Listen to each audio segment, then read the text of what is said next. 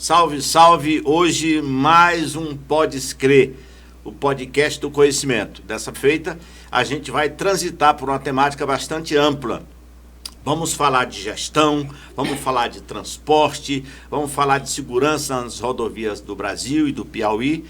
E isso tudo vai já rolar com o nosso convidado especial, diretor-presidente do DENIT, Ribamar Bastos, logo mais depois da vinheta.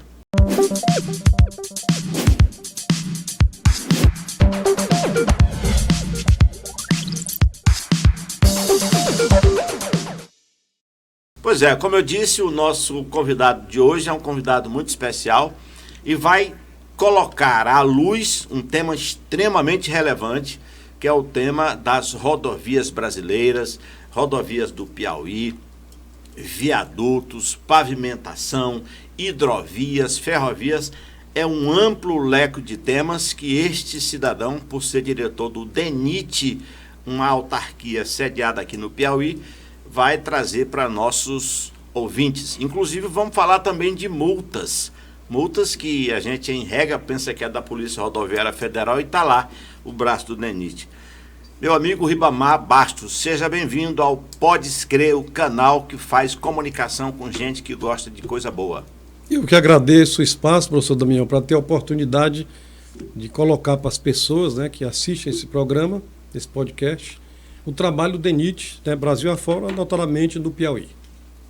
Bom, como não poderia deixar de ser diferente, nós vamos trabalhar aqui, meu caro Ribamar, com alguns números.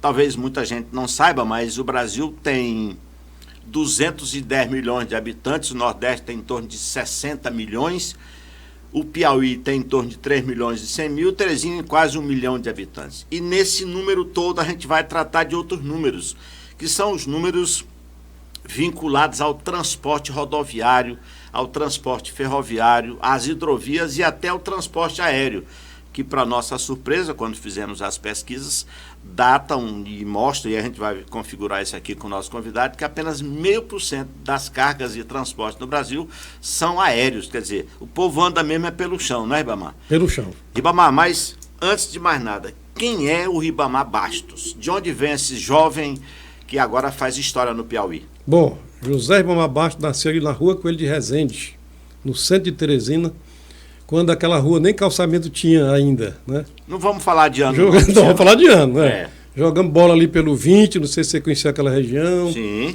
Jogamos bola ali no Defuntão, lá na Vermelha, tá certo? Filho do Sidney Mardona Amparo, sou o terceiro de 4 filhos, são duas mulheres e 2 homens. Passei minha vida todinha na Coelho de Resende, né? Cresci na Coelho de Resende, estudei no Colégio Batista Afonso Mafrense, que hoje é um ENEC ali próximo da Rua Goiás.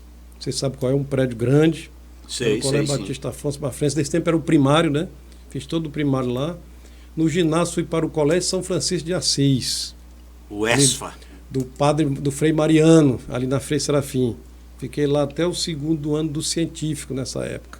Do 1º ano do primário, até do ginásio até o 2º ano do científico. Nessa época, eu peguei o último ano, sem falar ainda de ano também, importante, Damião.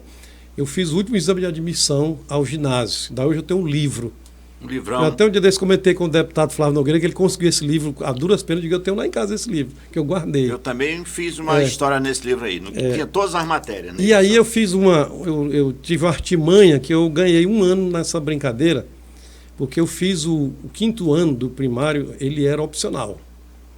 Era um preparatório para o ginásio. Sim. Eu pulei esse 5º ano e fiz o exame de admissão direto para do 4º ano primário para o 1º ginásio e passei. Então ganhei o ano, tanto é que eu fiz vestibular. Aquela época era difícil, com menos de 17 anos, já 16 fazendo 17 anos, eu já estava na universidade. Como diziam os antigos, já estava ficando taludo. Já estava ficando taludo já na universidade, completando 17 anos, que naquela época não era. Hoje é normal, é comum, mas naquela época não era.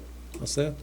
E aí eu queria engenharia, o Piauí não tinha, falei para o meu pai, ele disse, não, você escolhe o lugar que a gente manda, né?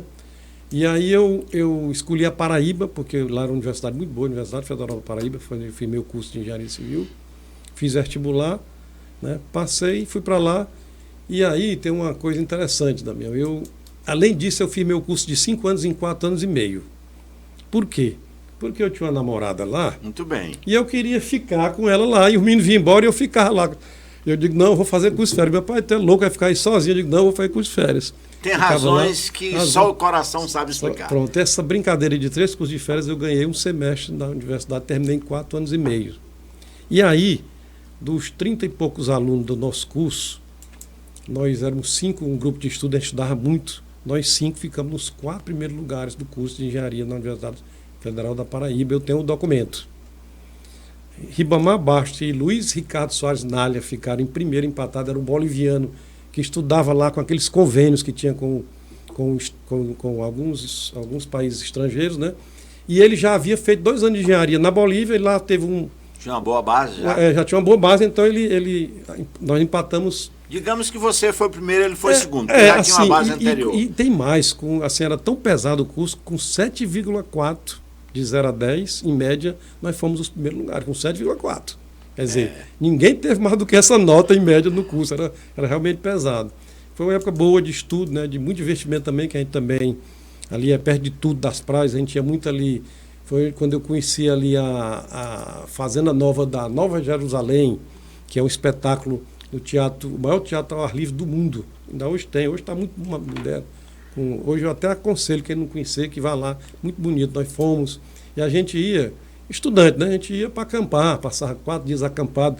Conheci lá o Zé Ramalho e a Elba Ramalho, os dois cantando no barzinho para começar a carreira deles. Tá vendo? Começando a cantar, cantava de graça no barzinho lá, da Fazenda Nova. Vivenciei isso. Então foi uma época boa, né?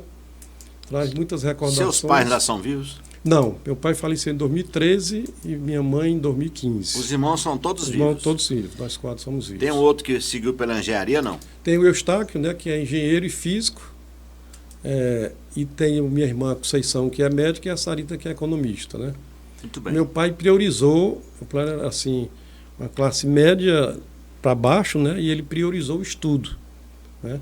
Ele inclusive não queria que a gente trabalhasse nessa época, quando os pais, a gente tinha essa filosofia, se a pessoa fosse trabalhar, não queria mais estudar. E ele tinha medo da gente não estudar, ele queria que a gente, né? E aí ele realmente, eu até tive a oportunidade de ser professor de cursinho lá em Campina Grande, recebi convite, falei para eles, não, vai estudar, deixa que eu mando seu dinheiro, não preocupe com dinheiro não, vai estudar. Pois eu fico pensando, ouvindo essa sua narrativa, de que os nossos pais, na sua grande maioria, se não na totalidade, são homens de visão. Eles querem para os filhos aqueles que eles não conseguiram fazer para eles, né? Para além do sentimento de bem criar bem, há essa perspectiva de prover os nossos filhos, no caso você e eu, como filhos que éramos. Eu hoje, Bamar, em todo lugar que eu me apresento, o meu primeiro slide é assim: professor doutor Damião, filho de Luiz Rocha e Antônio Carvalho Paz Souza. Porque sem as nossas origens, não, a gente eu tenho vários ensinamentos, então eu falo meu pai quase todo dia. Por exemplo, eu nunca fumei. E é muito bom isso, né? Por quê? Porque quando eu era garotinho, ele me pegou fumando uma bagana de cigarro, aí disse, bichão, se eu te pegar de novo, tu vai engolir aceso. E eu tinha certeza que ele faria. Sabe? Não tinha nenhuma dúvida que ele faria isso. Então eu digo, não, aqui acabou. Acabou o negócio de cigarro. Então eu tenho assim, a disciplina, meu pai era muito rígido, eu tenho muita disciplina com as coisas, de horário, de responsabilidade no trabalho, no estudo, entendeu? Isso graças a meu pai e minha mãe. Meu pai mais duro. Bamar, vamos agora falar aqui do engenheiro formado na Paraíba que acessou uma das mais importantes autarquias do Brasil, que cuida de um volume imensurável de cargas, transporte, pessoas e serviços, que é o DENIT. Como é que você chegou ao DENIT? Bom, vamos lá. Eu sou engenheiro de carreira do DER. Foi meu primeiro emprego, né, e único, foi o DER. Eu sou engenheiro de carreira lá. E aí a gente foi tocando, em alguns governos eu tive a expulsão de outros órgãos, e eu tive com o Flávio Nogueira em 2010, lá na Secretaria das Cidades. Eu era muito amigo do irmão dele, do Romildo Nogueira, você conheceu? Sim, sim. Dono da Getel, muito meu amigo, cidadão de uma inteligência muito acima da média, falava 5 idiomas, inclusive o alemão, autodidata. Ele era realmente diferenciado. E ele me pediu, mamãe, o Flávio é médico, vai para essa cidade, ele vai montar essa secretaria. Eu queria que você ajudasse ele. Eu sei que você tem seus afazeres, eu tenho uma empresa também de terraplenagem, que eu trabalho nesse ramo. E aí ele disse, eu sei que você é ocupado, mas quem tem tempo é que é ocupado. Isso. Né? Então eu queria que você, na parte da tarde, desse uma força lá para ele. Eu me envolvi tanto que terminei ficando secretário quando ele saiu para se candidatar à reeleição dele. Né? E aí o horizonte dele, ele disse, mamãe, nosso horizonte, ele saiu em abril, nosso horizonte é junho, nas convenções, que eu não sei se eu fico com o governo Wilson Martins, governador Wilson Martins. Eu secretário do Wilson Martins, então.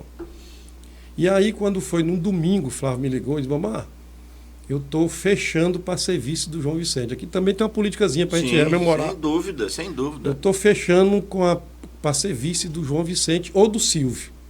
Mas eu acho que eu vou estar tendendo a ser do João Vicente. Eu digo, pois, Flávio, na hora que você fechar, me avise, porque eu tento pedir para sair antes do Wilson me botar para fora. O Wilson Martins é duro. Ave Maria. Não é à toa que a turma disse que é o meu trator. O tratorzão, muito meu amigo hoje. Gente boníssima, rapaz. E aí ele, ainda à noite, mamãe, fechei com o João Vicente. Você amanhã vice da do homem. coletiva, você é o vice do homem. Digo, tá bom. Deu 7h30 da manhã, o governador. O ajudante de ordem, que eu preciso falar com o governador. É o secretário Ribamar Bastos. Aí passou para ele, ele disse, diga, Riba. Eu digo, governador, eu queria entregar o cargo de secretário da cidade, porque isso é para me chegar no DENIT. Sim, sim, sim. Porque quem me indicou já está indo para o outro lado. Vai ser vice do João Vicente. Estou sabendo disso, não. Eu digo, ele vai dar uma coletiva 1h da tarde. Então eu queria, tá aqui o cargo, tá, então, eu espero a pessoa que você vai indicar para receber e tal. Ele falou, mamãe, me dá um tempo aí que eu não estou sabendo, não. Tá bom. 1h e meia depois ele me ligou e disse, mamãe, é verdade.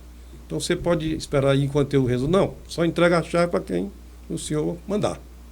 E aí passou uma semana, ele mandou até aquele menino lá de Parnaíba, o Nelito. O Nelito me substituiu, Nelito Dias.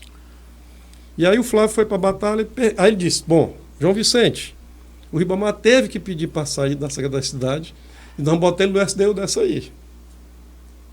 E qual é o SDU? Não sei, a pior escolha é uma.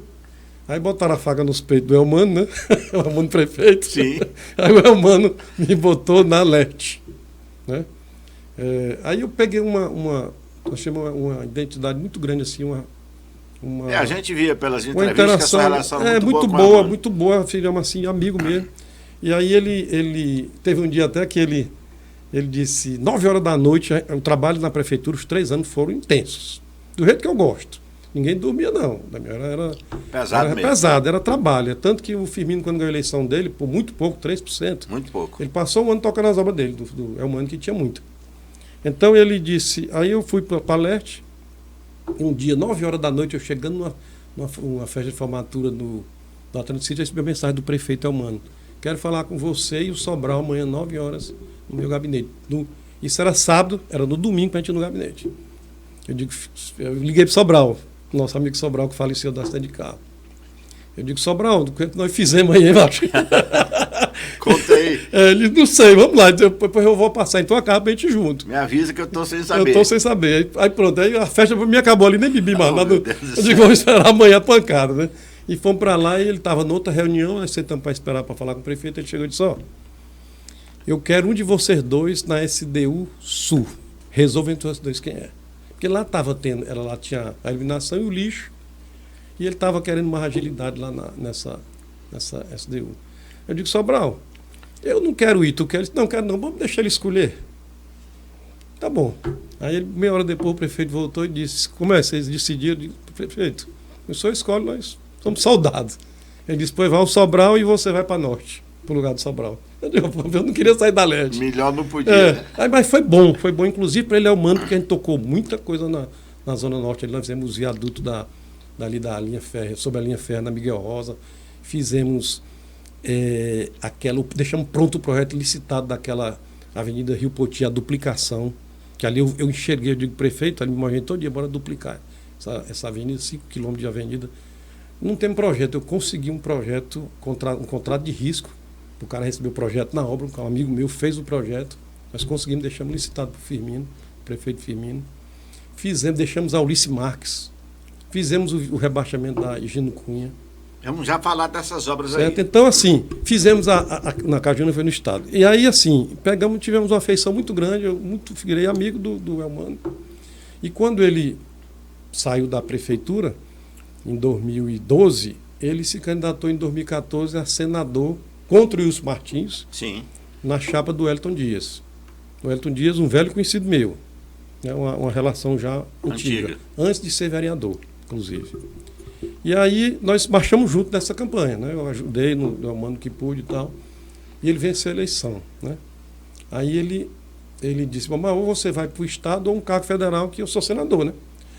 Tá bom. Quando foi na divisão dos cargos, que a bancada sentou para definir os cargos, o Elmano tem muita afinidade com a infraestrutura, né? Tanto é que nós devemos muito a ele, o DENIT, nesses 8 anos de mandato dele, o DENIT deve muito ao senador Elmano, né? Ele realmente ajudou. Hoje deputado federal. Hoje deputado federal. Na vaga do seu Júlio Arcoverde. Muito tá justo, lá. Muito justo. Está lá, vai passar. Ele disse que é uma neblina que ele diz, né? A chuva não, mas vai ter mais coisa. Tem assim, mais coisa. Aí o que acontece? Ele ganhou a eleição nessa reunião da bancada federal para definir os cargos. Ele optou pelo DENIT, porque ele, como senador, ele tem primeiro o direito de escolher primeiro. Escolheu o DENIT e me chamou para ser o presidente. O superintendente. Superintendente. A palavra é superintendente. Mas aí nós nos deparamos com uma situação que a gente não esperava. Quando ele me indicou, eu cheguei a ser nomeado em 2015 pelo ministro Antônio Carlos, um senador de São Paulo, Antônio Carlos, me recordo sobre o nome dele. E o DENIT todo, assim, se revoltou. Por quê? Porque nunca havia tido um superintendente de fora do órgão. Sempre foi um cara da casa. Não tinha nenhum. De carreira. E tinha uma portaria que ela vivia adormecida porque nunca tinha precisado dela. Que não podia. Só podia ser, pelo menos, ter que ser funcionário público federal. No mínimo. E você era estadual? Eu era estadual. De preferência do DENIT. E aí eu tive que ser desnomeado. O Mano se revoltou, queria ir para a oposição. Foi uma confusão danada. A gente convenceu o Paulo de Tarso, lá da universidade, o professor Paulo de Tarso Cronenberg, a ir para meu lugar lá. Demais. Gente, um doutor em estrutura, um cara, gente muito meu amigo. Passei uma tarde conversando com ele para ele aceitar, digo, bora ajudar o velhinho. Pelo amor de Deus, senão ele vai entregar aquilo. Bom, ele ficou lá 2 anos e quase 3 anos, e quando entrou o presidente Temer, ele revogou essa portaria, né, esse decreto. Ele ampliou para qualquer nível de funcionário público. Passou de só federal, estadual e municipal. E aí foi Elmano disse, pronto, chegou a vez do Ribamar. Né? Agradecer o Paulo ali pela contribuição que ele deu e nós fomos para lá para o DENIT em 2008. Né? Em março de 2008 a gente entrou no DENIT. Então foi um caso típico de que houve uma mudança na legislação para que seu nome, de fato, emplacado antes, pudesse se consolidar agora, né? Sim, foi. Até assim, quiseram fazer uma como é que eu digo? Um arranjo? Um arranjo, pronto, termei isso. Um arranjo que eu achei melhor não. Assim, na época o chefe da Casa Civil era o Aloysio Mercadante, né? Ele disse, Mano, eu coloco o Ribamar aqui no meu gabinete e eu boto ele à disposição do DENIT e ele toca lá. Eu digo, não, aí sem a caneta não dá. Não dá. Né? Não dá. Eu não vou ter uma pessoa ali, eu não vou me sentir confortável, uma pessoa ali assinando e eu mandando. É como isso não se funciona. Fosse sem ser. Eu digo, não, aí a rainha da Inglaterra, eu digo, não, deixa assim, vamos, aí ficou, aí passou esses 3 anos, daí chegou a hora, sob os céus há um tempo para tudo. Isso aí não adianta. Foi até melhor, assim, eu estava amadurecido com a história, foi até melhor. E a gente já entrou, assim, com muita coisa já pensada para fazer. Pronto. Meu caro, então já resolvido o imbróglio da sua permanência, agora de fato e de direito, já que houve uma mudança na estrutura de lei, né, legal, eu lhe pergunto o seguinte, eu estava vendo aqui uma pesquisa rasa sobre, porque a nossa ideia aqui, meu amigo, nesse podcast, é informar a população que nos escuta, que nos vê, que nos assiste. Informar com qualidade. Então, como você é uma pessoa que já tem aí uma larga experiência à frente do órgão, a gente vai dar alguns dados, você os confirma ou não, e aí a gente vai partir para uma prosa boa aqui. Certo. As pesquisas que a gente analisou, inclusive a partir da NTT, dão conta de que 65% do transporte brasileiro é rodoviário, em torno de 15% é ferroviário, um outro percentual também grande é hidroviário, apenas 0,5% é aéreo. Considerando essa logística todinha, o tamanho dessa estrutura, a gente teve lá atrás, na República Velha, até presidente que disse que governar era abrir estradas. Lá na época de Vargas, na década de 30, o processo de industrialização começa a tomar forma. Mais à frente, Juscelino Kubitschek também desenvolve muito a questão rodoviária no Brasil e a gente então chega a esse montante com uma pergunta clássica. Qual é a importância do DENIT na estrutura rodoviária brasileira? O professor Damião, os números são exatamente esses. 65% dos nossos produtos e pessoas são transportados por via rodoviária. Em cima de pneus. Em cima de pneus. Isso foi uma decisão política lá atrás, né? Porque o país tem as dimensões continentais. Era muito mais assim, lógico que fosse um país ferroviário ou hidroviário, já que tem muitos rios. Mas não, optaram pelo rodoviário e aí teve que criar uma estrutura muito grande do DENIT. DENIT é uma autarquia federal, né, criada em 2001, substituindo o antigo DNR, que está presente em 26 estados e no Distrito Federal através das suas superintendências. O Piauí é uma delas. Nós temos 93 colaboradores no DENIT e o DENIT está distribuído em 4 unidades locais, que são as residências antigas do DENIT. Nós temos a UL, Unidade Local de Piripiri, Picos, Floriana e Teresina. E essa estrutura cuida de 3.000 quilômetros de rodovias federais no Piauí. 3.000 quilômetros. Ferrovias, com a extinção da Refesa, o DENIT ficou muito limitado a administrar somente as ferrovias operacionais, que no caso do Piauí tem só esse pedaço aqui que é compartilhado com a Ferrovia Transnordestina e o metrô de Teresina, que são 8,5 quilômetros, que é operacional, mas que está através de convênio cedida para a FTL, Ferrovia Transnordestina Logística. Então o DENIT do Piauí praticamente não trabalha com ferrovia. Hidrovia, a gente é muito ligado ao Maranhão, né? A coordenação do Maranhão, nós somos, na verdade, vamos dizer assim, subordinados ao Maranhão. Mas hoje, inclusive, no dia de hoje, nós temos uma reunião com o pessoal do Maranhão, do DENIT Brasília, do Porto Piauí e da SEMAR do Piauí, da Secretaria do Meio Ambiente, para tratar do inventário da hidrovia do Parnaíba, que vai de Santa Filomena até a Foz, lá em Luiz Corrêa. Então, tem um convênio da União, né, do Ministério dos Transportes, com o Estado do Piauí, para tornar essa via navegável, essa hidrovia navegável. E está começando hoje com esse cadastro, né, esse inventário, para se saber o que é que vai se fazer de dragagem, de melhoria para realmente que ele se volte a ser navegável. E aí o Piauí tem 3.000 quilômetros de rodovias federais. O ano passado, 2024, em agosto, o DENIT faz uma medição mensal da qualidade das suas rodovias, isso é mensal. Nós temos 56.000 quilômetros de rodovias pavimentadas no Brasil e o DENIT, mês a mês, percorre toda essa malha. No caso do Piauí, são 3 equipes com a câmera acoplada do veículo, um notebook linkado com Brasília, ele vai fazendo observações. Até 5 buracos em 1 quilômetro é considerado ruim, 5 buracos. Eu ia lhe perguntar sobre isso. Remendos, até tantos remendos regular. E aí dá uma série de notas e de critérios. A pista vale 70%. O resto é acostamento, é drenagem, é dispositivo de segurança, de sinalização. E no ano passado, em agosto, o Piauí chegou a 85% de rodovias em boas condições. Nós pegamos com 52% e ficou em primeiro lugar do Nordeste ano passado. Nós comemoramos esse feito. Isso é fruto de uma equipe nossa que é muito boa e é uma equipe comprometida com o nosso trabalho, e também aos investimentos. Até 22 nós tínhamos no DENIT, da parte de manutenção, 80 milhões por ano para trabalhar nesses 3.000 quilômetros de rodovia. Em 2023 ele pulou para 300, ou seja, mais do que triplicou. Rapaz. E com isso, assim, a gente tem um know-how, a gente sabe fazer. Tendo dinheiro, a rodovia realmente saiu do 52 e foi para 85.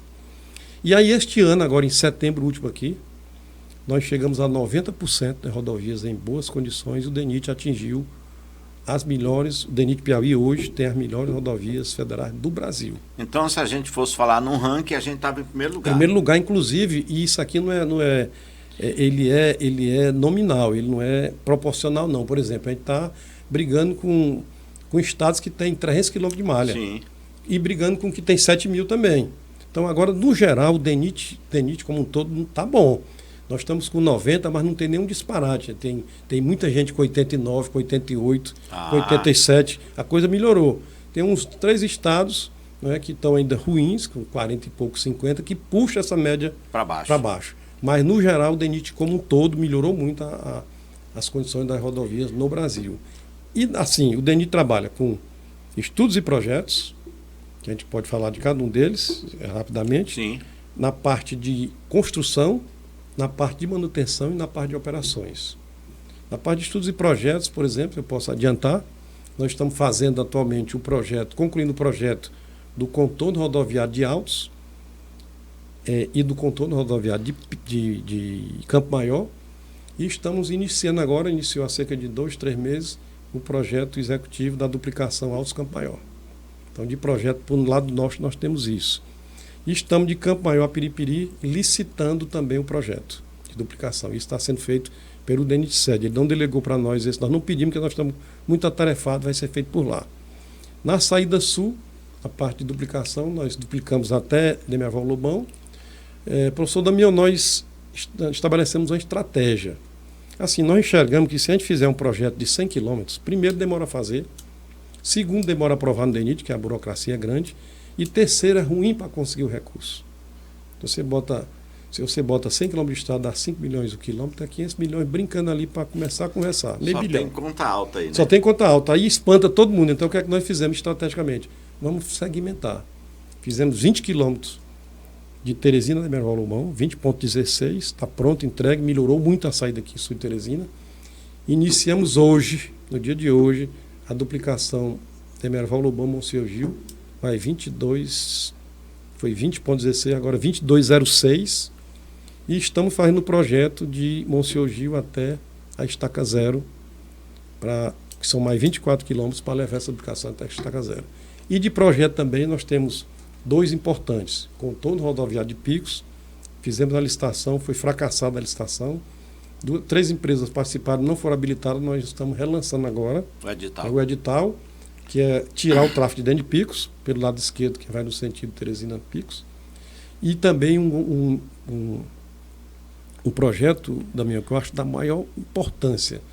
Em julho passado, eu fui para a inauguração da Dordomeira ali do Baú para Timon. Certo. O ministro Ana Filho esteve aqui, ministro Wellington Dias, governador do estado, Rafael, todo mundo foi lá no Maranhão inaugurar essa obra. E eu enxerguei uma coisa lá, que eles estavam fazendo o contorno rodoviário de Timon, saindo da Dordomeira e ligando lá na 316 depois de Timon. Ou seja, quem vem para o Baú, que quer voltar para Caxias, não entra em Timon. E aí nós temos um EVTE já feito, que o EVTE é o Estudo de Viabilidade Técnica, Econômica e Ambiental, que é uma condição sine qua non para você fazer um projeto, tem que ter um estudo de viabilidade, ele tem que mostrar a viabilidade daquele projeto, e nós tínhamos esse projeto, por isso que é importante o projeto, nós tínhamos esse EVTE, que dizia da viabilidade de fazer um contorno sul de Teresina, que a gente chamou, que é pegando ali daquele elevado do Rodonel, que foi feito pelo governador Wellington Dias e concluído na gestão do governador Wilson Martins, pegar, em vez de pegar, eles pegaram para 343, para o lado de Altos. A gente pegar para o Maranhão, atravessa com a ponte sobre o Rio Parnaíba e liga lá nesse contorno. Isso aí, o que é que vai acontecer? Vai tirar todo o tráfego pesado de Teresina. Acabou aquele confronto ali na tabuleta, porque quem vem em Teresina só se quiser. Porque se for para o Ceará, pega o Rodonel para o lado da 343, se for para o Maranhão, pega o Rodonel para o lado da 316 e sai fora de Timon. Então, esse projeto eu acho da maior importância para Teresina. Vai mudar, né? Vai mudar. E nós vamos trabalhar para fazer. Meu amigo, a gente está falando aí de coisas extraordinárias, obras fantásticas, mas eu queria lhe fazer uma pergunta bastante objetiva, depois a gente volta para esse tema maior. Quando a gente viaja em qualquer dessas BRs do Piauí, a gente vê muito a polícia rodoviária em questões, por exemplo, de multa, trânsito, velocidade, e eu vi que essa é uma atribuição também do DENIT. Como é que a gente separa o que é do DENIT, o que é da Polícia Rodoviária Federal, para não gerar esse tipo de confusão na cabeça, por exemplo, do consumidor, daquele que anda nas nossas rodovias? O DENIT, ele na parte, como eu falei, que nós temos a parte de estudos e projetos, construção, manutenção e operações. No setor de operações, nós temos o PNCV, que é o Plano Nacional de Controle de Velocidades. Então, nós temos alguns radares instalados.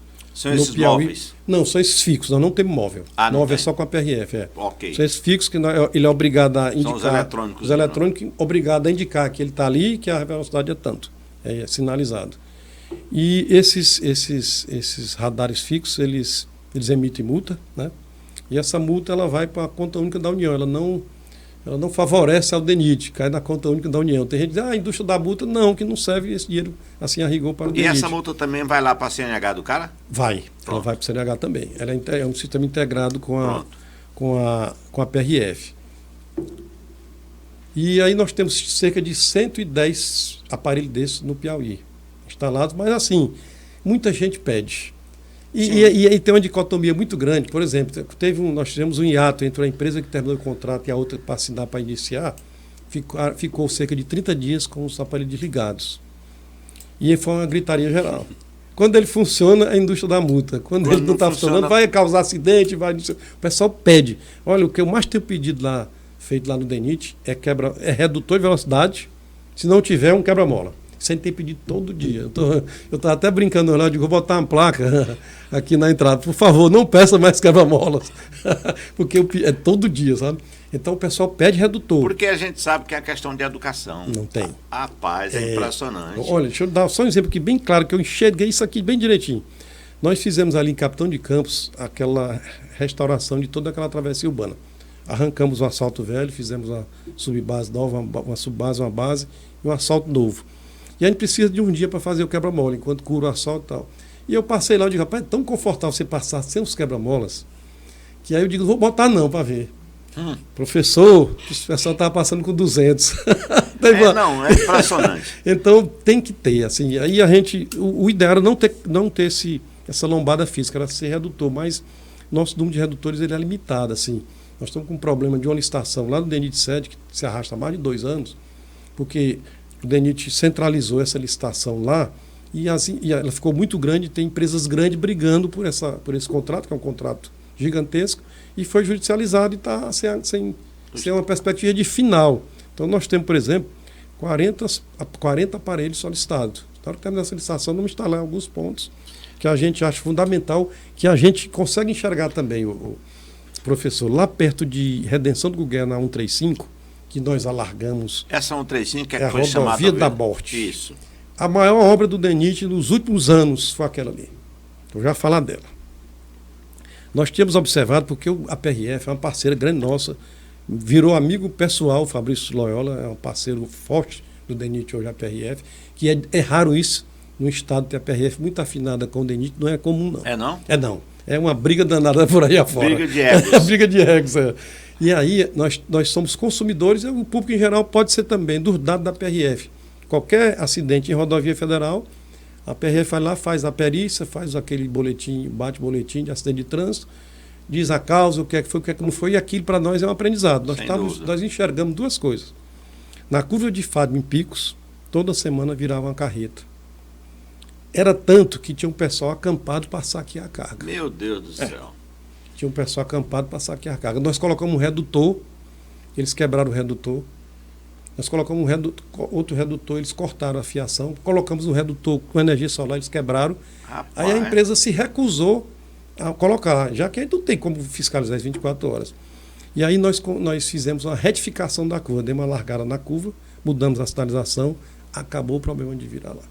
Acabou de tombamento daquela curva. E também nós enxergamos lá na 135, próximo à Redenção, que estava tendo muito acidente de tombamento de carretas, principalmente. A gente tirou um redutor que tinha lá em Bom Jesus, que a gente fez uma duplicação da travessia urbana de Bom Jesus, lá na 135, perdeu o sentido desse redutor, nós levamos para lá, nunca mais teve acidente. Esses eram pontos, portanto, cruciais no sentido negativo. Negativo, e que a gente enxerga através dos dados da PRF. Entendeu? A gente é um leitor, quanto mais desses dados que a PRF gera. Tem uma frase, Bamar, que diz assim: quem não observa de modo atento não enxerga. Então você, como é um profissional e lida constantemente com esses dados, com esses números, acaba percebendo situações que você se antecipa e resolve o problema. Sim. Agora, falando do lado bom, qual é o lado que a região nossa mais segura, que ocorre menos trânsito, problema de trânsito como esse, de virar, de saque e coisa do tipo? É a 343, a menor taxa de acidentes. A primeira é a 316, essa saída sul para Picos, ela é campeã, mas também o pessoal também é a educação do usuário. Pronto, tem a muita ver colisão com aquele frontal. que é o condutor. Tem muito a ver. Segundo é a 343 e terceira segunda a 135 e terceira a 343. A menos letal é a 343, essa que sai no sentido aqui do Ceará e das nossas praias no litoral. Bom, agora eu queria saber de você o seguinte, considerando essa situação de que o transporte rodoviário é essa magnitude toda, eu estava vendo que só a questão dos ônibus, né, e esses caminhões, os dados, você me confirma se são verdadeiros, informam que cerca de 500 mil pessoas são empregadas a partir desses caminhões, desses ônibus, porque usam a malha rodoviária. Então a empregabilidade é muito grande. Eu perguntaria a você, quais são as principais vantagens que a gente tem hoje do transporte rodoviário no Brasil? A malha rodoviária melhorou muito, né, do Brasil. Então isso é um ganho na segurança, é um ganho no consumo de combustível. Uma estrada em péssimas condições, o motorista gasta mais combustível. Acaba o pneu, acaba bate mais marcha, ele acaba. Então é seguro, se você obedecer a sinalização, é segura a rodovia. Então eu acho que a vantagem facilita a conexão entre trechos pequenos, né? Entre trechos pequenos, exatamente. Então eu acho que a vantagem é essa. E aí, Damião, voltando um pouquinho a 135, eu gosto de falar da 135, porque a 135, de Eliseu Martins, a Bom Jesus, Gilboés, Cristalândia, divisa com a Bahia, são 431 quilômetros. Ela era uma rodovia estadual, PI4, implantada no primeiro governo do Alberto Silva, de 71 a 75. O governador Alberto Silva enxergou aquela rodovia lá naquele tempo e abriu aquela estrada. Né, o Alberto Silva era arrojado. Era visionário e arrojado. Tem gente que diz que o Alberto Silva, na década de 70, ele ia na praia, pegava assim areia, jogava assim, isso aqui é dinheiro. Aí depois falava assim na história da energia, que ele realmente era um cara, já estava nessa perspectiva de essas energias renováveis. Ele já pensava nisso na década de 70. Um sujeito arrojado. Então ele implantou essa rodovia e na década de 80, no início da década de 1980, ela foi federalizada. E ficou por isso mesmo, assim, nunca teve nenhuma ação em cima dela. E nessa época, quando se implantava a rodovia, até pouco tempo atrás, não muito tempo atrás, e eu até trabalhei nisso no DR, as rodovias eram implantadas como 6 metros de pista de rolamento, 1 metro de acostamento para cada lado, imprimado, sem nenhum revestimento. Essa imprimação, ela aguentava 2, 3 invernos. Aí já era. Já era. Como não tinha manutenção, ela foi se acabando, ficou a pista de rolamento, só de 6 metros sem acostamento. E ela foi deteriorando de tal forma que chegou, Damião, a ter desnível de absurdos 47 centímetros da pista para o acostamento. Rapaz. E a vegetação escondendo, era uma armadilha. Então o caminhão vinha, duas carretas para cruzar uma com a outra, o cara afastava para o local do acostamento, caía com a roda naquele desnível. Não voltava para a pista, virava e morria. Morreram 9 pessoas de uma vez só numa curva lá na 135. Então, em 2018, a gente começou um trabalho. Nós tínhamos duas coisas a superar. Primeiro, nós tínhamos um contrato só, 2 barreiras a superar. Nós tínhamos um contrato só de 431 quilômetros que não funcionava e não se prestava para fazer o acostamento, era só para dar manutenção na pista, que não interessava para a gente. Nós segmentamos, fizemos 3 contratos de 100 e poucos quilômetros cada um, fizemos licitação e proibimos de uma empresa pegar 2 lotes, para não ficar na mão de uma empresa só, e fomos para a bancada. Né? Bancada federal, está aqui, está morrendo gente. E teve nessa época um movimento lá em Brasília, lá no sul do estado, encabeçado ali por Bom Jesus, na época o prefeito era o Marcos Elvas, meu amigo. Disseram, sem alargamento, sem voto. Começaram esse... E eu fiz uns vídeos, gravei e fiz uma apresentação lá para a bancada federal. Sem alargamento, sem voto. Sem voto. E aí eu fiz uma apresentação, levei os acidentes. Rapaz, eu tenho esse vídeo até hoje, essa apresentação. Assim, Então chocante. Botar eles aqui, É chocante. A gente vai fazer essa apresentação. É chocante, assim. Acidente na 135, morte na 135, todo dia, todo dia. E aí a gente iniciou, a bancada se comprometeu a botar 100 milhões. A gente tinha uma lua por ano para construção de 100, precisava de 400. A gente tinha 100 para fazer todo o Piauí.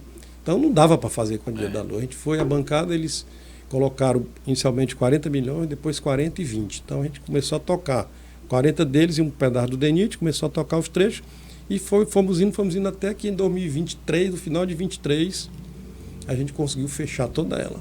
Ribamar, sem citar nomes, se você achar que deve citar, cite. Mas a gente já viu aqui que o Elmano é um senador muito preocupado com essa história de estrada, de qualidade de estrada, com recursos, viadutos, pontes. Tem algum deputado federal que, ao longo dessa existência, tenha se destacado mais nessas causas, ligado ao transporte, ao rodoviário? O senador Marcelo Castro, né, já ajudou muito o DENIT, assim, até da nossa gestão também ele ajudou. O senador Elmano ajudou muito.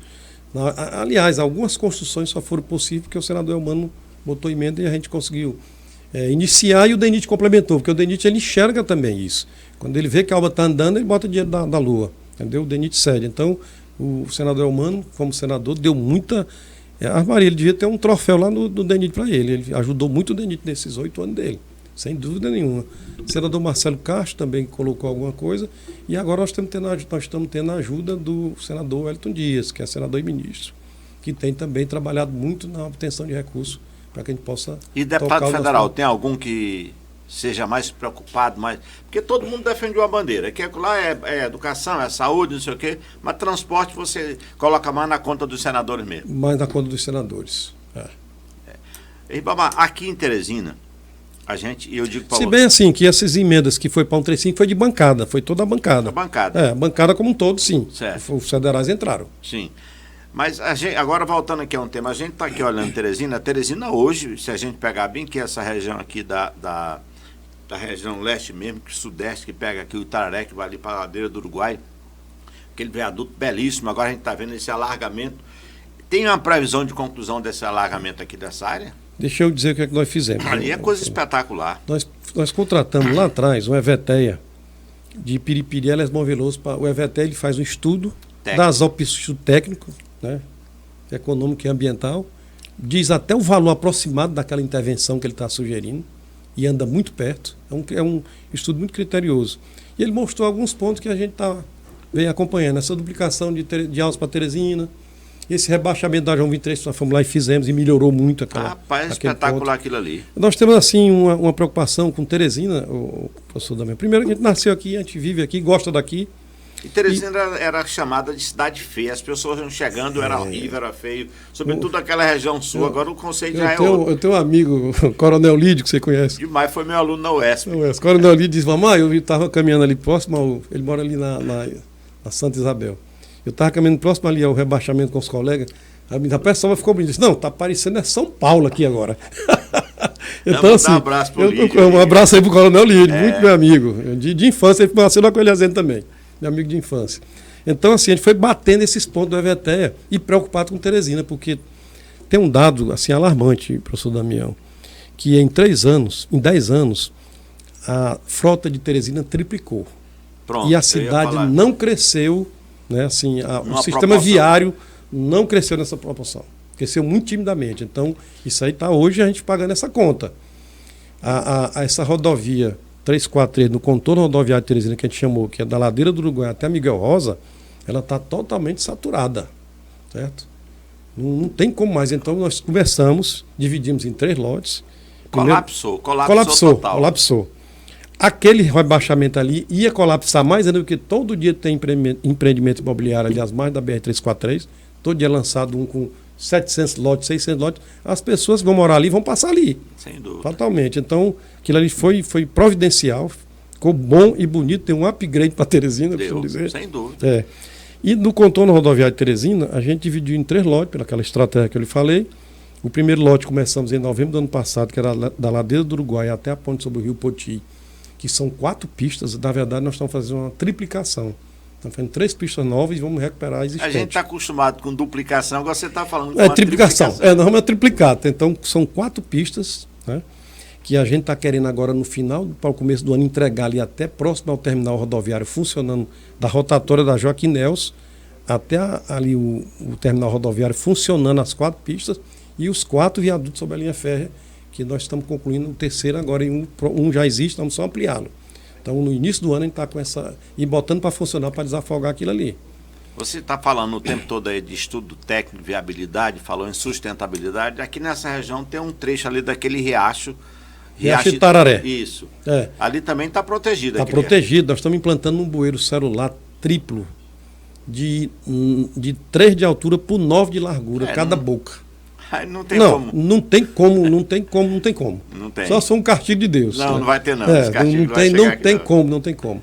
Então, a gente está concluindo esse bueiro também e espera concluir no início do ano esse trecho. E estamos lançando a licitação do lote 2, que é a construção de uma nova ponte sobre o Rio Puti, ao lado da ponte Presidente Médici, ali mais conhecido como Tancredo Neves. Sim. E o lote 3, que é a duplicação dali até a Miguel Rosa. Então, vai ficar uma coisa bonita, iluminada, com 2 ciclovias e passeios nas laterais, calçadas, e toda iluminada. Então vai ser outro cartão postal para Teresina. Eu costumo dizer que o DENIT, depois que ele arrumou as estradas todas as federais ao longo do Piauí, ele virou os olhos para Teresina. Porque Teresina realmente está precisando, a Grande Teresina, está precisando que a gente intervenha para melhorar essa É impressionante essa como mobilidade. a gente costuma falar, Bamar. É meio. Aqui é uma visão mais de um historiador, mas a gente fala que a gente às vezes tem uma leitura de um comportamento e um olhar colonizado, como se a gente fosse menor, menos importante, né? É. Mas essa coisa. Complexo de inferioridade, Não é? É. Mas o DENIT, nesse sentido, está ajudando a melhorar muito a autoestima nossa. Porque eu, inclusive, recebi agora um colega que veio de São Paulo passar uns dias aqui de férias. Rapaz, quando ele entrou, ele disse, rapaz, aqui é a Teresina mesmo. Eu digo, meu amigo, aqui é a Teresina, e Teresina bonita, arrojada, sofisticada, como tem que ser uma capital. Como tem que ser. E aí a gente a João 23, nós demos uma revitalizada dela todinha agora esse ano. Arrancamos todo aquele asfalto que ele tinha 13 anos que não era feito nada nele. Eu quero até fazer um comentário com você, que aqui eu já fiz e ouvi pessoas dizendo, rapaz, asfalto novinho, os caras estão tirando. Não é novo. Deixa eu dizer, assim, o leigo, às vezes a gente ouve isso. Você pode observar que toda chuva, depois de toda chuva, aparecia vários buracos na João 23. Por quê? Porque o asfalto está todo trincado, ele já venceu a vida útil dele, ele já oxidou e permite a penetração Qual da é a água. vida útil? 10 anos desse tipo de asfalto ali, 10 anos, sem nenhuma intervenção. Então a água infiltra, vai lá na base, satura a base, estoura e abre o Vai buraco. soltando, assim como a gente costuma dizer, uns pedaços, né? Aliás, é mais barato o DENIT intervir antes de acontecer isso do que deixar porque aí já passa por restauração, que é mais caro. Então a hora certa de intervir é nessa que nós interviemos aqui na João 23. Fizemos toda uma fresagem, uma capa nova, que aí nós temos mais 10 anos de... Essa é uma tecnologia nova, que a gente vê que parece que arranca assim o asfalto e... Quando a gente estava na prefeitura de Teresina com o Elmano, Pronto. nós trouxemos essa novidade lá para a Avenida João 23, a Avenida Dom Severino e a Avenida Maranhão. Foi até uma sugestão minha de prefeito. O que a prefeitura tem feito? Tem colocado asfalto sobre asfalto. E está subindo na rua e as calçadas estão ficando baixas e feio, porque fica aquele mondrongo que você não corrige. Bora fresar? Ele disse, é mais caro quanto? Eu digo 10%. Ele, pô, bora. Nós trouxemos uma máquina do Ceará, que aqui não tinha, e fizemos a primeira vez na Avenida Dom Severino. Dom Severino, na Maranhão. Maranhão tem que ser feita à noite. A Dom Severino foi feita de dia mesmo. E aí o Firmino, quando sucedeu o Elmano, gostou tanto que comprou a máquina para a prefeitura. Então isso aí fez escola, né? E foi bom para Teresina, porque você não fica o asfalto fica em perfeito estado, bem alinhadozinho, sem aquele mondrongo, e você não enterra as casas subindo o asfalto. As casas que estão ali ao lado, né? É porque se você está colocando asfalto sobre asfalto e aquela outra parte continua baixa, é claro que daqui a pouco você vai ter um desnível, inclusive quando a água vem, cai para as casas lá, a gente vê muito isso. Exatamente. Mas, meu caro, me diga uma coisa, qual é a obra que ainda não foi feita pelo DENIT que você vai fazer, que você pensa que ela é fundamental e tem que ser feita? Olhando essa sua visão macro aí sobre o Piauí. Damião, assim, a gente chegou no DENIT, nós não encontramos nenhum projeto de duplicação, de coisa nenhuma, assim, que para você começar do zero é difícil, é uma via crucis, para você fazer esse EVTEA leva 2, 3 anos. Tem que ter gente especializada, né? Às vezes você contrata a empresa não corresponde, é difícil você tirar a empresa de um contrato. Eu até dizia hoje de manhã que no serviço privado, né, na iniciativa privada, por que é diferente da pública? Porque na privada, na iniciativa privada, você pode fazer tudo que a lei não veda. Tudo que a lei não proíbe, você pode fazer. No serviço público, você só pode fazer o que a lei manda. Então, essa diferença aí é grande. É grande. Então, para você conseguir conciliar... esses cabelos brancos aqui, é do viaduto do Mercado do Peixe. Não. Rapaz. Nós pegamos uma empresa do Paraná, uma empresa péssima, que para ela terminar ali aquele viaduto foi no chicote. Eu sei como é que a gente terminou aquela obra ali. Se fosse um cabo que não tinha sangue no olho, não tivesse nascido na coisa de Resende, tinha desistido, tinha ficado o esqueleto da obra ali. Ali foi demorado. Equipe, foi demorado e assim sofrido, mas conseguimos e resolveu. Assim, toda vez que eu passo ali, eu encho o peito de orgulho. Agora a gente vê... Porque acabou o engarrafamento ali, não tem. Hora nenhuma tem carro ali. Agora me diga uma coisa, eu pessoalmente quando eu passo ali por baixo e por cima, eu vejo uma situação que eu lhe pergunto, como um leigo, como um consumidor do trânsito brasileiro, piauiense, teresinense em particular. Quando a gente passa no viaduto, que chega lá na saída, a gente vê que ele fecha. Agora vocês estão abrindo... porque é o seguinte, ele era um projeto... Etapa. Etapa. Era um projeto, era a duplicação que era para essa empresa fazer, e ela fez mal o viaduto do Mercado do Peixe. Aí a gente fez um arranjo. Quem vem da Expedicionários ali do Atlântico City, por exemplo, que vai pegar a 343, ele tem que subir. Sim. Agora não, quando ele terminar a triplicação, ele vai pela pista lateral, passa num viaduto sobre a linha ferro novo, que nós estamos terminando, e sobe lá onde ele achar conveniente, que vai ter uma subida para a pista central. Então ali tem um certo desconforto, porque é um arranjo enquanto a gente faz a triplicação. Que na época a empresa era para fazer e não fez. Não fez. Ibamar, vamos lá aqui para uma questão bastante peculiar. As pessoas, quando elas assistem o programa, elas mandam mensagem, elas perguntam, elas questionam, nem sempre a gente consegue, porque como não é ao vivo, é gravado, depois a gente manda. Aí as pessoas conversam com a gente responde e a gente vai te mandar algumas demandas que chegarem. Mas eu pergunto a você, tem alguma obra que foi iniciada, concluída, mas não saiu como foi planejado? Que ficou tipo monstrengo, alguma... Que só você, como estudioso, sabe, né? Os curiosos talvez não percebam? Não, deixa eu te falar, deixa eu responder logo a outra pergunta sua de uma obra que a gente não fez, que tem vontade de fazer. Pronto. Eu tenho vontade de vivenciar a duplicação chegar, pelo menos até Campanhol, que isso aí já está irreversível, tá certo? E aqui na saída sul, até a estaca zero.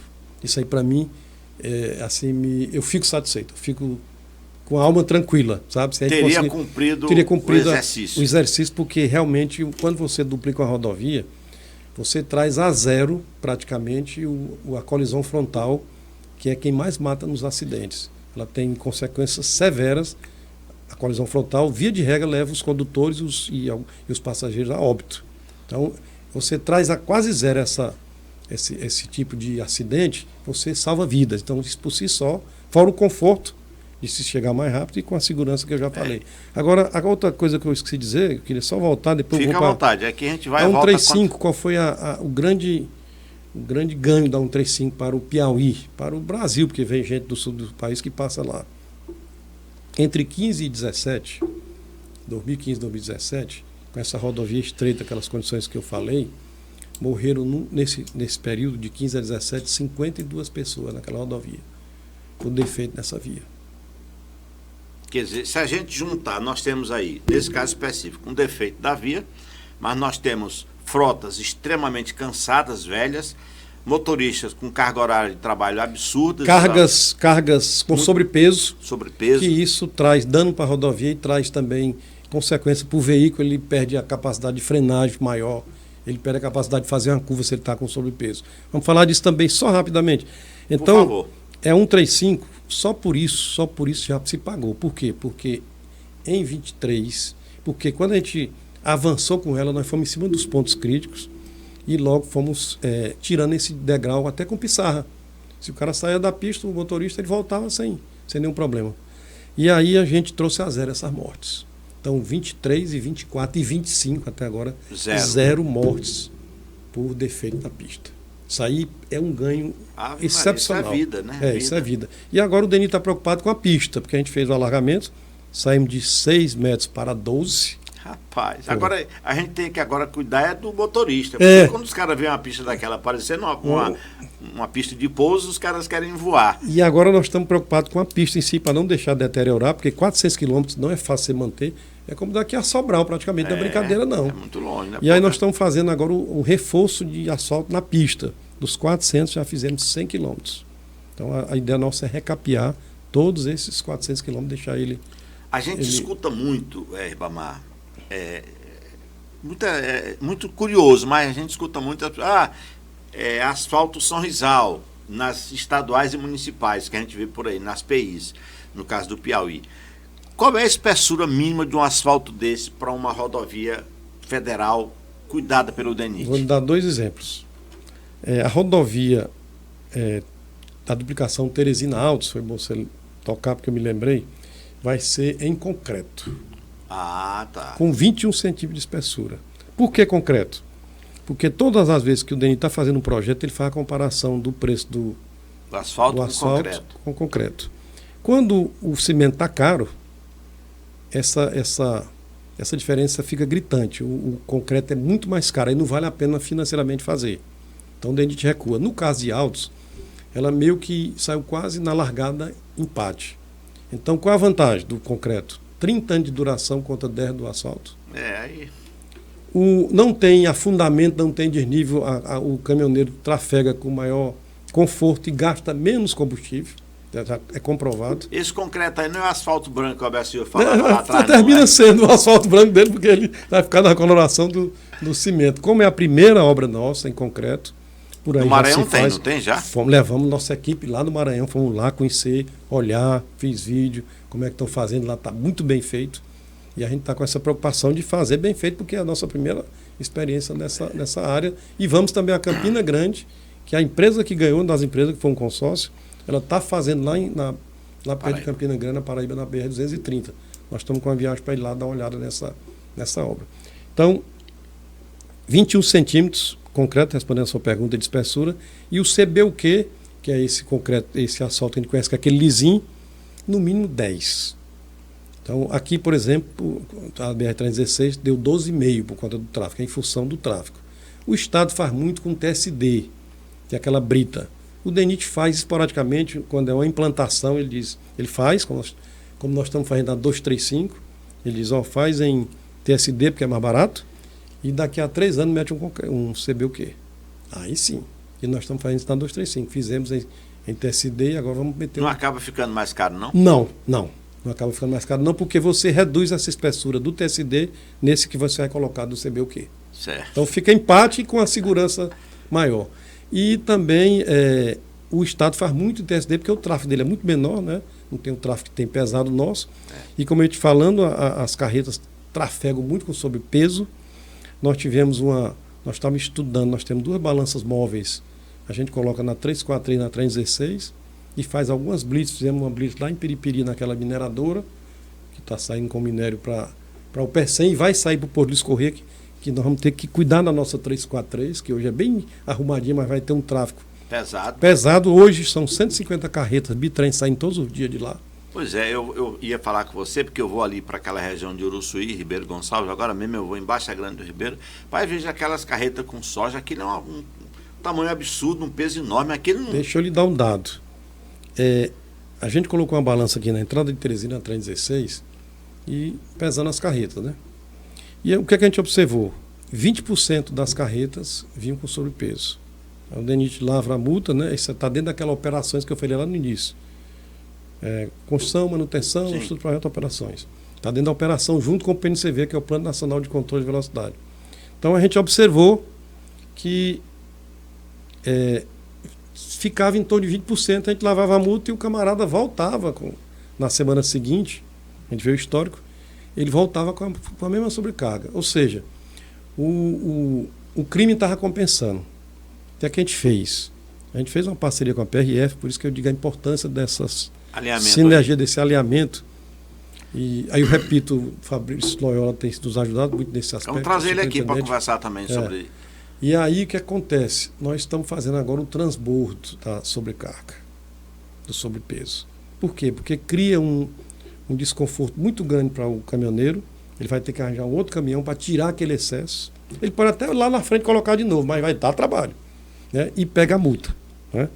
Então a gente está fazendo isso para ver, porque a vida útil do pavimento, do nosso pavimento, cai vertiginosamente quando você coloca. Ela é dimensionada para um peso, você vem com 20% a mais, ela estraga muito mais rápido. Então a gente está também com essas operações. E temos também, só para complementar essa área, nós temos uma coisa importante também, que é a conexão DENIT, que a gente tem um convênio com as prefeituras, nós estamos trabalhando agora em aumentar isso. Chegamos agora a 38 prefeituras, nós temos um termo de compromisso, onde o DENIT tem uma equipe comandada pela Arli Silva e pela Nayara Braga, que são umas guerreiras, vamos dizer assim. E o que é que o DENIT faz? Ele entrega todo o material de graça, né, para as escolas. Pronto, eu ia entrar nisso. Campanhas educativas. Campanha educativa. E faz o treinamento com os professores. Para quê? Para ensinar as crianças a conviver com a rodovia que está aqui ao lado, que no nosso estado aqui do Piauí são cerca de 150 escolas coladas na BR. Então você tem que dar educação a essas crianças. Sem dúvida. Porque senão vai morrer gente, porque o usuário, via de regra, ele não respeita a sinalização. Rapaz, esse negócio de educação que você fala é tão sério. Nós estamos com um projeto, essa nossa empresa Expertise, a gente faz formação de professor no interior.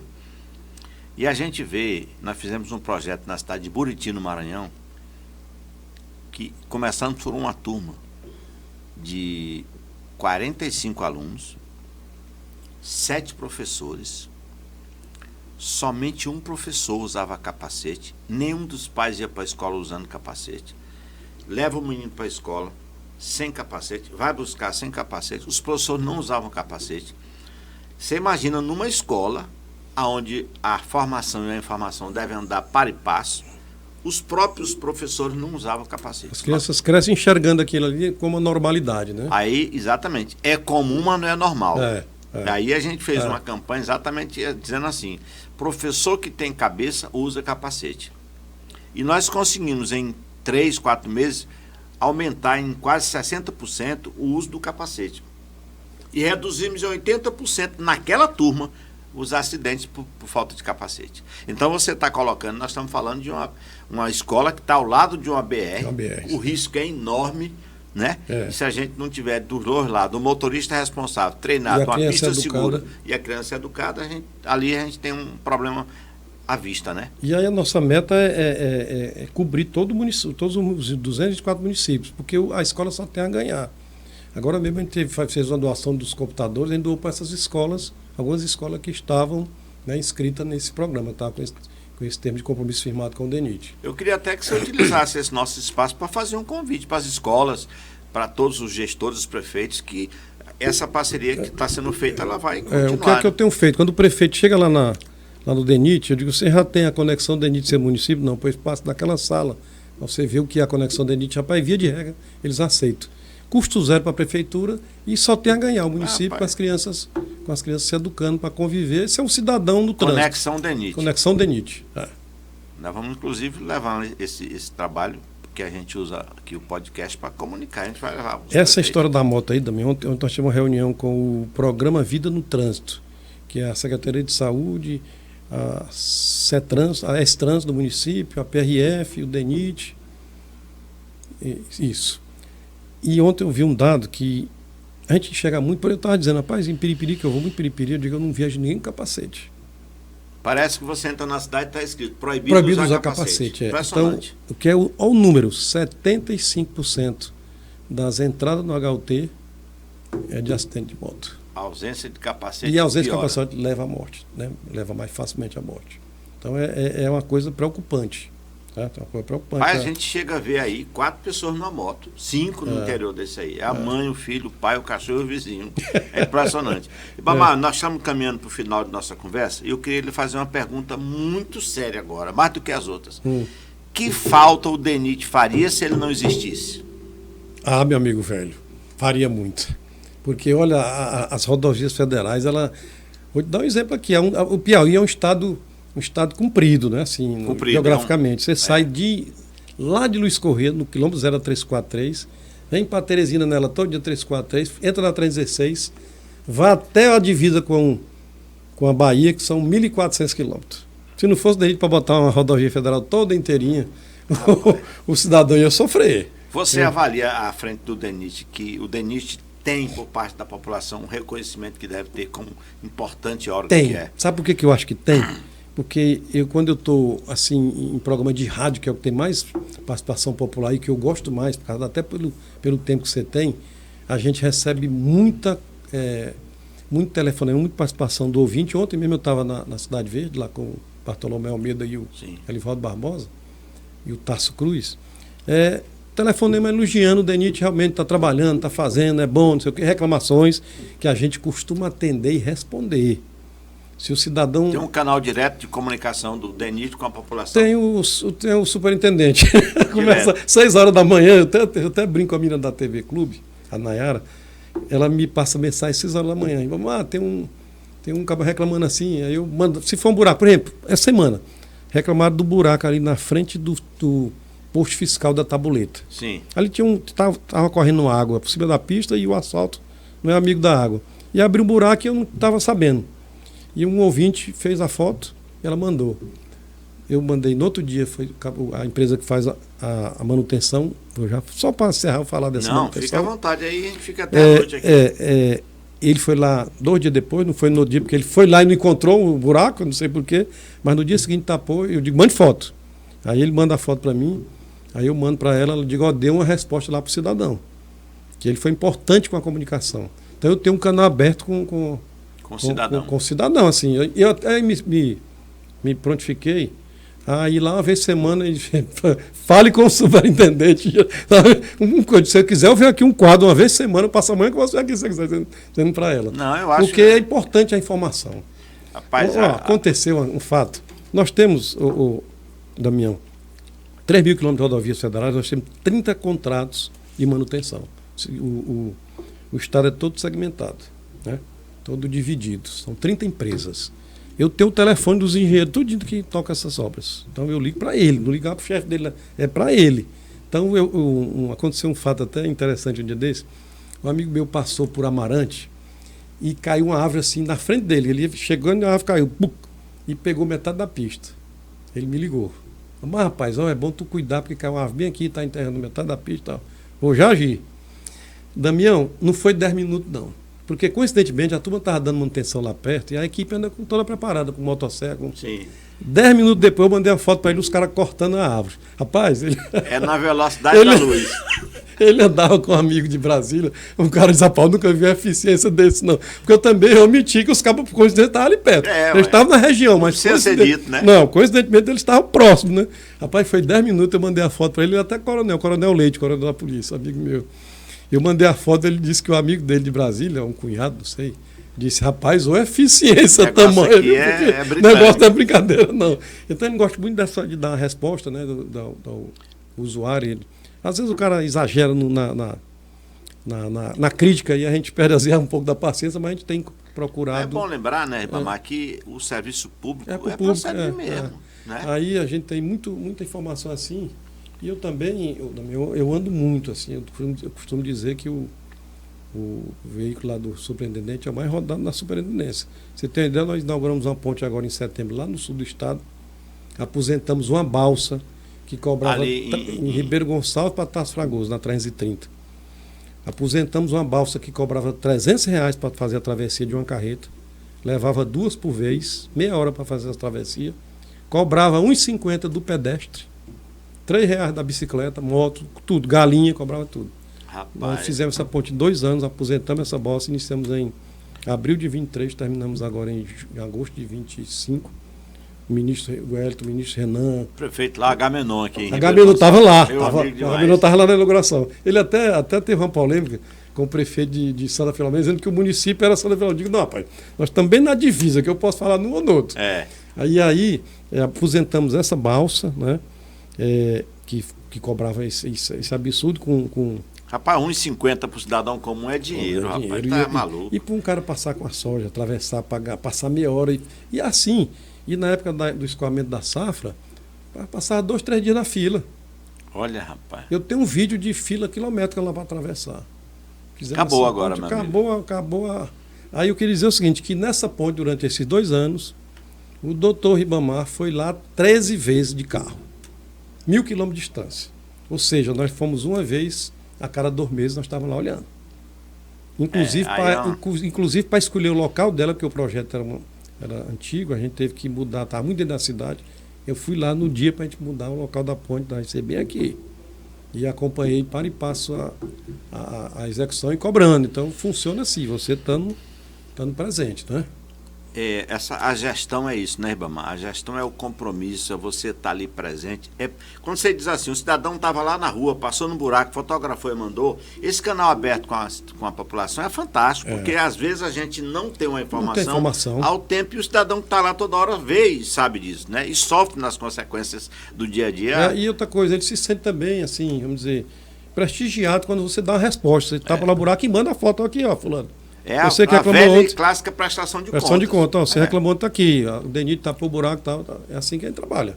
Procura trabalhar na medida possível. Não, eu quero dizer para você, Ribamar, eu estou muito feliz com essa nossa conversa por 2 razões. A primeira é que o DENIT é realmente um órgão extremamente importante quando a gente vê esses números sobre o que é o rodoviário no Brasil. E mais ainda, porque a gente vê que você é um apaixonado por estrada, você é um apaixonado pelo que faz. Isso é muito bacana. Se a gente tiver servidores públicos apaixonados pelo que faz, como você aparenta ser e é fantástico. E deixa eu dizer porque que eu fui para a área da rodovia.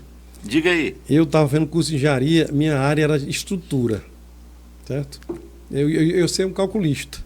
E aí eu precisava fazer um estágio. E eu fui procurar o estágio do DNR, lá de Campina Grande. E para fazer o estágio, você tinha que estar matriculado, ou ter feito ou estar matriculado na cadeira de pavimentação. E eu não estava, eu consegui matricular depois de começar o semestre, eu consegui fazer a matrícula para poder pegar esse estágio. Aí eu gostei. Quando eu viajei lá da Paraíba para uma obra, aquele movimento, eu gostei. Eu digo, rapaz, minha área é bem aqui, né? O negócio é mais essa estrutura aí, não. Isso aí fica para lá, né? Fica para lá. Rapaz, mas a gente, na vida, no trabalho, na própria universidade, tem isso. Eu vi que eu ia ser professor, sabe quando? No ensino médio, eu tinha um professor de história, professor Vitorino, até faleceu há um tempo desse, um negrão, era flamenguista, e ele inventou seminário em 1981. E aí o meu grupo ia fazer o seminário, mas os caras não tinham estudado. Disseram, Damião, tu faz só? Faço. Moço, eu passei 2 horas falando. Disseram assim, rapaz, esse é o negócio. Professor. Esse é o meu negócio. Acabou. Assim como você, na oportunidade de estágio. Eu só tinha direito ao estágio no DNR se eu cursasse pavimentação. Depois eu vou fazer agora. Na minha época lá, ela era até opcional. E eu não ia fazer. Porque não me interessava a princípio, né? Assim, eu estava focado na estrutura. E aí eu quase que ia ser levado a isso, porque o meu professor de Pontes, ele tinha uma empresa, e eu estagiei com ele nessa empresa, ele disse, se tu quiser ficar em Campina Grande para terminar, eu te consigo um mestrado na área de estrutura sem nem teste, que eu te conheço, tá? Eu sou da banca. Aí eu balancei, digo, não, que o meu negócio vai ser aqui nessa estrada. Não tira daqui não. Ribamar, nós estamos chegando ao final do nosso papo, e aí você tem aí 1 minuto, 2, o tempo que você quiser para fazer suas considerações finais desse papo de hoje, aqui do DENIT, no Pode Escrever Gestão. Não, eu acho assim, tudo na vida, né? Sob os céus há um tempo para tudo. Há tempo para plantar, há tempo para colher. Eu não entrei em 2015, mas entrei em 2018 no DENIT, foi bom ter galgado mais esses anos para ver de aprendizado, né? Outra coisa também que eu costumo dizer, não existe sorte, existe a convergência do preparo com oportunidade. Uma vez eu estava numa reunião lá em Brasília e o senador Marcelo Castro, então o deputado Marcelo Castro, era o coordenador da bancada, era o relator do orçamento. Aí o Mindeni dizendo, meu Mato, tem sorte que o piauiense é relator e rebotado. Eu digo, não, se eu não tivesse preparado, ele não tinha onde botar, não. Entendeu? Tem uns projetos. Se eu não tivesse os contratos projetos, claro. Eu ia ficar com a cara de Não ia rolar. Não ia rolar. Então tá assim, então eu tenho esses coisas, tudo tem um propósito, sabe? Eu acho que a gente não está ali por um acaso, não, sabe? Eu acho que, assim, eu fico muito satisfeito se eu conseguir levar essa duplicação até Campanhal, repito, e até Estaca Zero, minha missão na área rodoviária está cumprida, porque a gente tirou o Piauí de um atraso aí, que tinha um estigma até um dia desse, de ser a única capital do Nordeste que não tinha suas entradas e saídas duplicadas. Era, né? Superada essa fase. Superada essa fase. Pois é, nós agradecemos aqui ao amigo Ribamar que por um estágio veio para o campo da rodoviária, o campo da pavimentação e acabou se tornando essa figura que está fazendo história no Piauí e é parte da história do Piauí. E a gente agradece a você que nos viu, nos acompanha e a gente aguarda até a próxima com o nosso próximo Pode Escrever Gestão.